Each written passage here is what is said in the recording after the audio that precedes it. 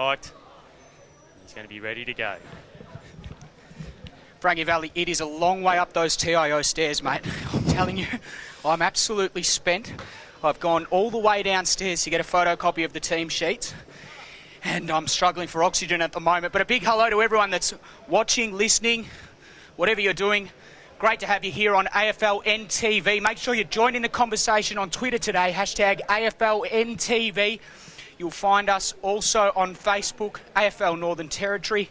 Make sure you give us a like. Dave Kennedy and Frankie Valley in the Four Seasons Caldo for this game between Tiwi Bombers and the Wanderers. Will go forward through Aaron Motlop to Bradley Vassell, whose kick was looking for VV further afield. Didn't find him, cut off there by one of the four Purintatamiris out there. That was William Purintatamiri. Meantime, the ball's already cleared through the middle of the ground. Here's Albert Tippenwood. He strides towards the 50-metre paintwork.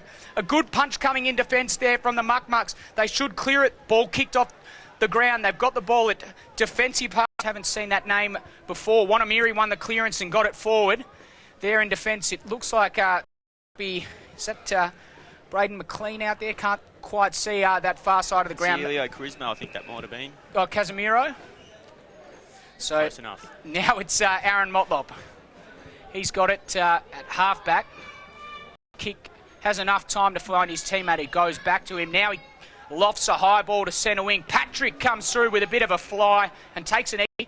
The first clean possession comes out towards Bradley Palapamini. Was able to get in the way, but dropped mark in the end, Motlop direction in the end, and Motlop not able to provide a contest on that occasion. And now the Bombers have time to go forward through Samson Mungatopi. His kick is a good one, finds Nick McKelwey. He in turn got it off to Kenny Purintatamiri, who streams down the ground at TIO Stadium. His kick inside 50, it clears the pack.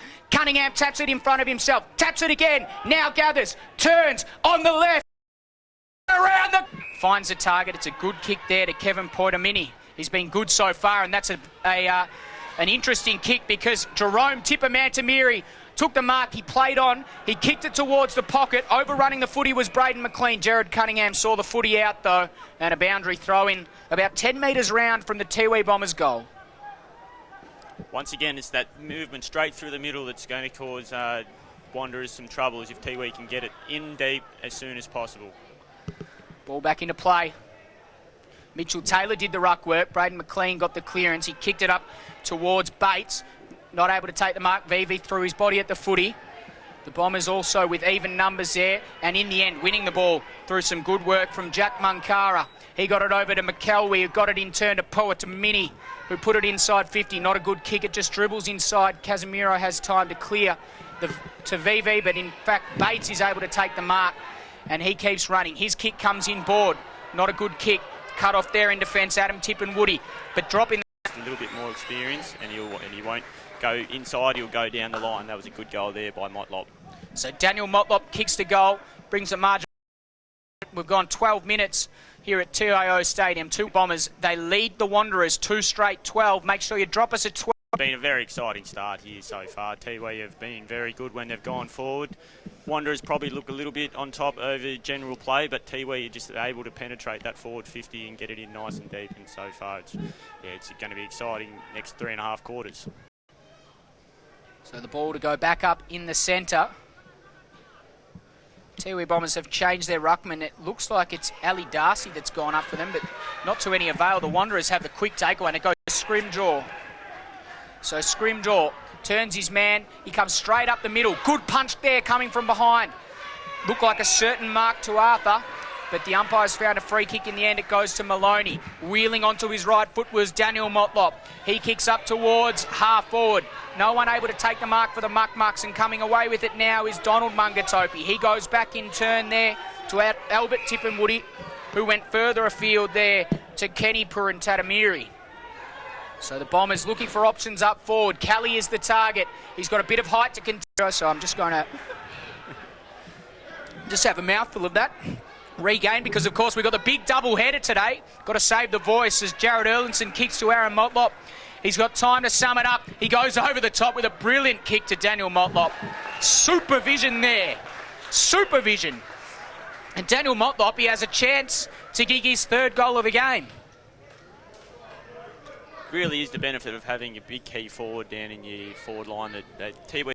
Daniel Motlop has on a rather acute angle, very crafty player, can probably kick the goal from there. He assesses his options and then elects to go back and have the set shot. He'll kick from about 45 metres out, just next to the boundary line. His kick is a drop punt and it's 119. The muck's out to 5 straight 30. The margin 11 points. And today, because our first tweet has come in, and it's from Brad Stewart at Dawdles_1, loving the hashtag AFLNTv coverage of at Tiwi Bombers FC. Definitely try and get a shot of that a little bit later on. Thanks. You can see that the trainer is in close attention as Patrick got over the top. Kelly was in there for the Bombers, trying to get it out.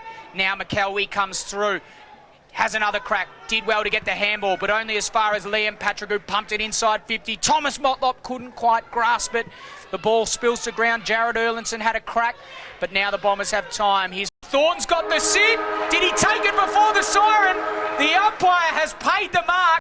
Geez, we might want to have a look at that one again, Frankie. I thought, oh, geez. I think it's umpire Gilden. Umpire Gilden. So if any of his mates back in South Australia are having a watch, make sure you use that hashtag AFLNTV. Was umpire Gilden incorrect